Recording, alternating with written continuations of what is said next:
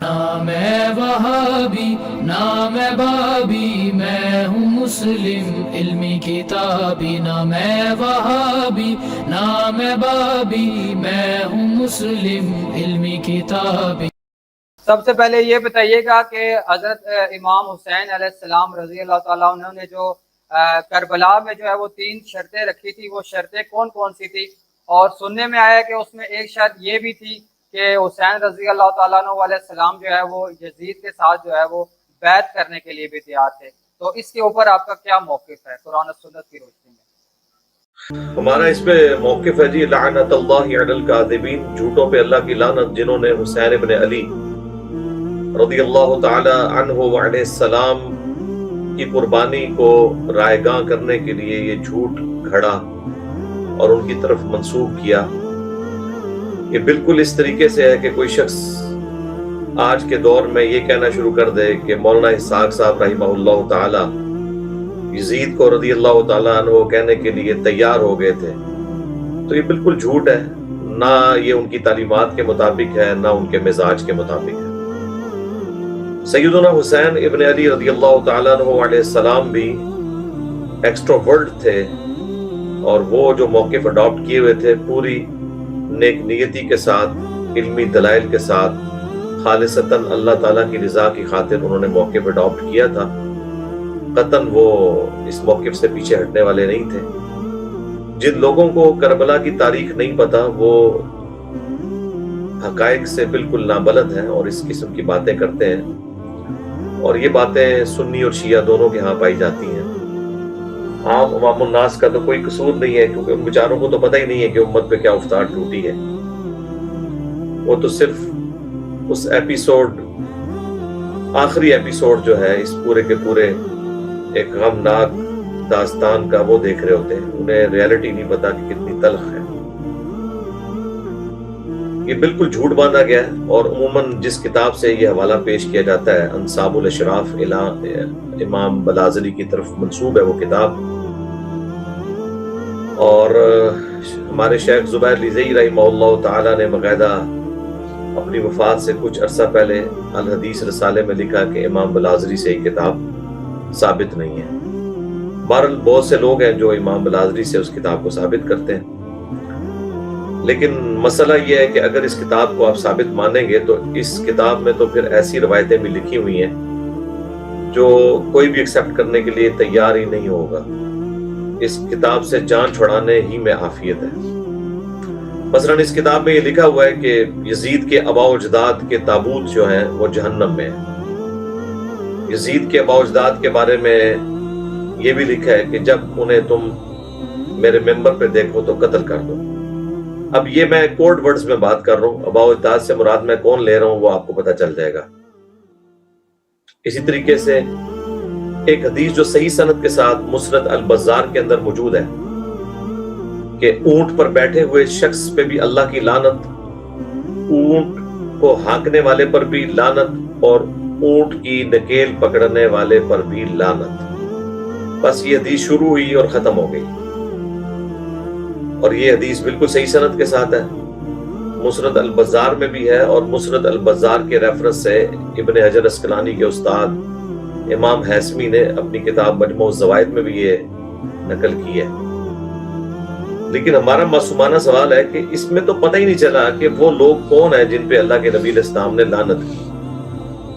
کیا وہ کوئی شراب وغیرہ لاد کے لے کے جا رہے تھے کہ ان کے عمل کی وجہ سے ان پہ لعنت ہوئی، یا وہ خود شخصیات ایسی تھیں کہ جو مغضوب علیہم تھی کہ ان کے اوپر لعنت اللہ کے محبوب علیہ السلام نے فرمائی۔ لیکن یہی روایت جب اس کتاب میں آتی ہے انصاب الاشراف،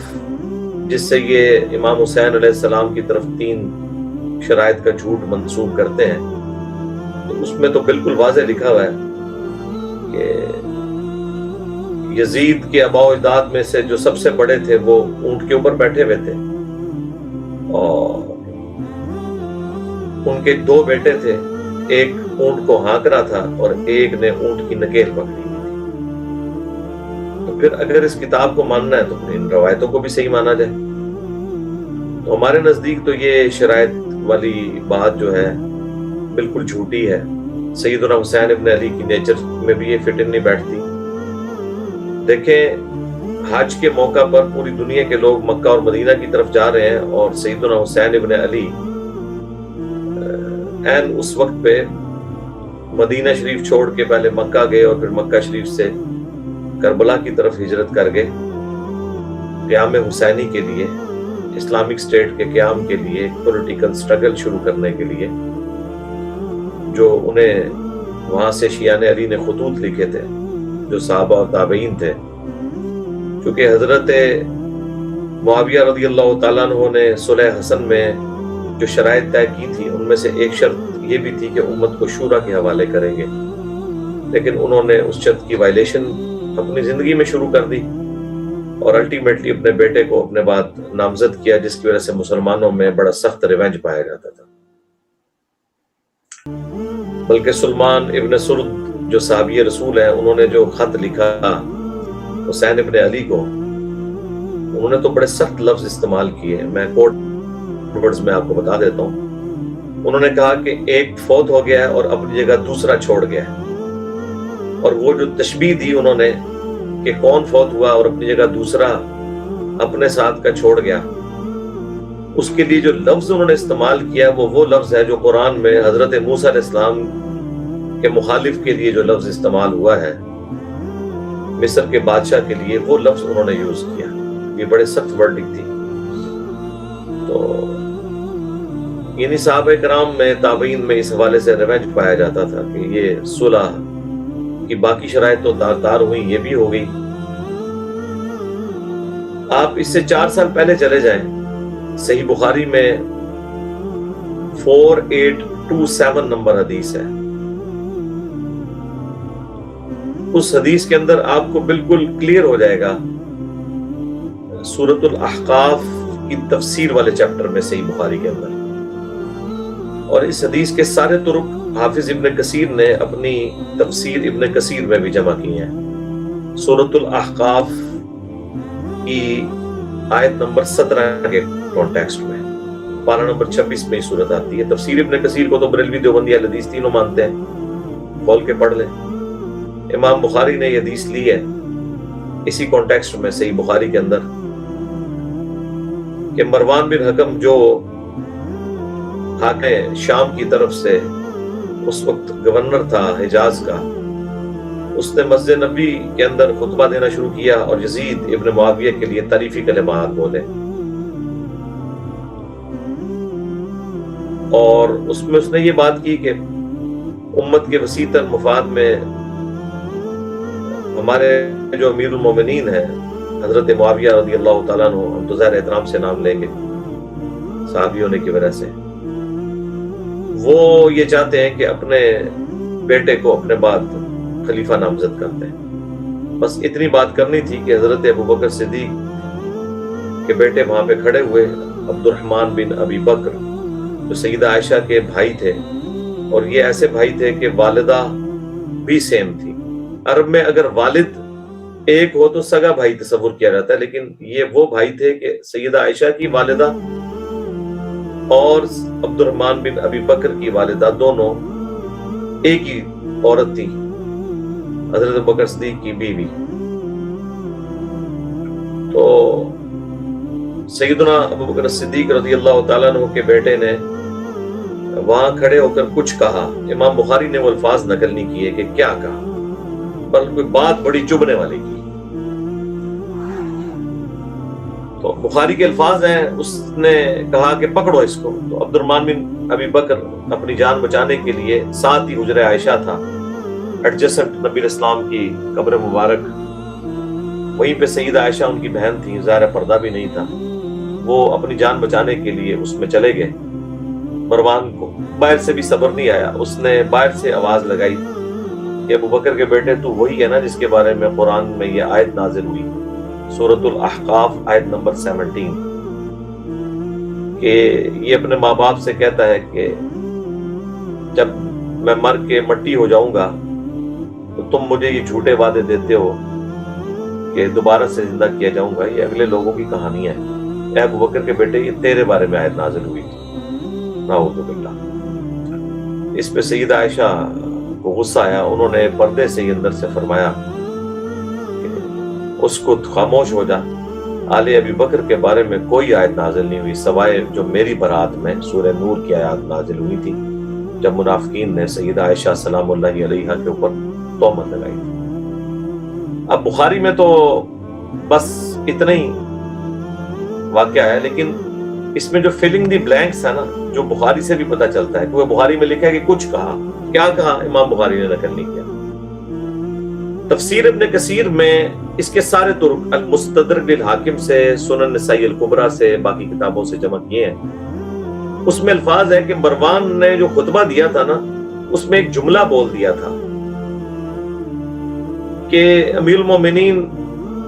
یزید کو اپنے بعد خلیفہ بنانا چاہتے ہیں، یہ تو بخاری میں ہے۔ آگے ایک جملہ تھا جو بخاری نے نقل نہیں کیا، وہ حاکم میں اور سنن نسائی الکبریٰ کے اندر موجود ہے۔ وہ یہ تھا کہ جیسا کہ ابو بکر نے بھی تو عمر کو نامزد کر دیا تھا۔ اب یہ بڑی دور کی مثال تھی، کیونکہ حضرت ابو بکر اور عمر آپس میں رشتہ دار تو نہیں تھے، کوئی ملوکیت نہیں ہوئی تھی، نہ حضرت عمر حضرت ابو بکر کے بیٹے تھے، تو اس کے اوپر حضرت ابو بکر کے بیٹے کو غصہ ہی آنا تھا کہ بھائی یہ کون سی مثالیں دے رہا ہے،